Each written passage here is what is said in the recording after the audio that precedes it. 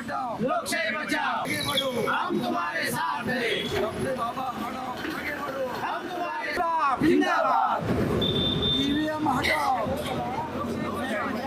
EVM हटाओ, लोकशाही बचाओ, हम तुम्हारे साथ हैं। डॉक्टर बाबा हटाओ, आगे बढ़ो। हम तुम्हारे साथ हैं। एक असं आंदोलन करीत आहोत की डॉक्टर बाबा आढाव एक सामाजिक समाजवादी नेते हे पुण्यामध्ये महात्मा फुले वाड्यामध्ये उपोषणाला बसलेले आहेत।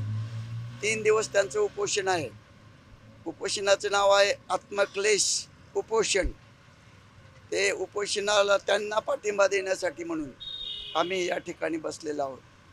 त्यांच्या उपोषणाचा उद्देश असा आहे की भारतीय संविधान तयार झालं, स्वातंत्र्य मिळालं, भारतीय संविधान तयार झालं, त्यानुसार या ठिकाणी कार्यपद्धती पण सुरू झालं। संपूर्ण देश भारतीय संविधानानुसार भारतीय संविधानाला प्रमाण मानून पूजनीय मानून संपूर्ण देशाची वाटचाल चालू आहे। परंतु तरी पण गेल्या 77 वर्षामध्ये वरचेवर संविधानाचे विचार आणि संविधानाचे मूल्य याची घसरण होताना दिसत आहे। आणि गेल्या 10 वर्षामध्ये तर अत्यंत घसरण झालेली आहे। आणि लोकशाहीच्या विरोधी पाऊले पडताना दिसत आहेत। आणि म्हणून लोकशाही जिवंत राहील की नाही अशी शंका निर्माण होईल अशा पद्धतीचं या ठिकाणी वातावरण तयार होत आहे। जातीयता, धर्मांधता अत्यंत टोकाला गेलेली आहे। आणि अनेक लोकांच्या ज्या काही समस्या आहेत, महागाई आहे, बेकारी आहे, आणि स्त्रियांवरचे बलात्कार आहेत, मुलींवरचे बलात्कार आहेत, स्त्रियांना संरक्षण नाही, असे अनेक कितीतरी शेतकरी आत्महत्या अजून थांबलेल्या नाहीत, वरचेवर वाढतच आहेत। कामगारांचे प्रश्न आहेत, शेतकऱ्यांचे प्रश्न आहेत, वरचेवर आर्थिक परिस्थिती आणि सामाजिक परिस्थिती वाढत आहे। आर्थिक विषमता वाढत आहे, सामाजिक विषमता पण वाढत आहे। आणि हे संपूर्ण देश आमचे राज्यकर्ते की एखाद्या खाजगी कारखानदारांना विकून टाकत आहेत। बरेचसे शासकीय प्रकल्प जे आहेत कारखानदार लोकांना देत आहेत, त्याच्यामुळं आर्थिक विषमता अधिक वाढत आहे।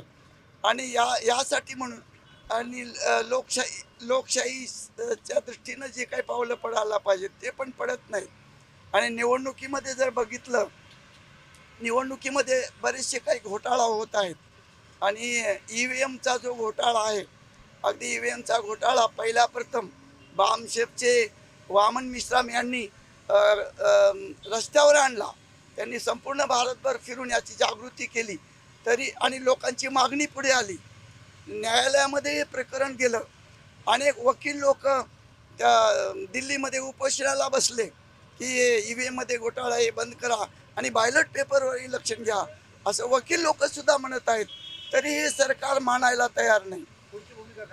आमची भूमिका हीच आहे की ईव्हीएम हटली पाहिजे आणि बॅलेट पेपरवर इलेक्शन घेतलं पाहिजे। कारण ही लोकशाही आहे, जनता सार्वभौम आहे, जनता या देशाची मालक आहे। लोक जर रस्त्यावर येत असतील, असे उपोषणाला बसत असतील, मोर्चे काढत असतील, मग जनतेची मागणी का मान्य करू नये? सरकारने जनतेची मागणी मान्य केली पाहिजे, ईव्हीएम हटवलं पाहिजे आणि बॅलेट पेपरवर इलेक्शन घेतलं पाहिजे।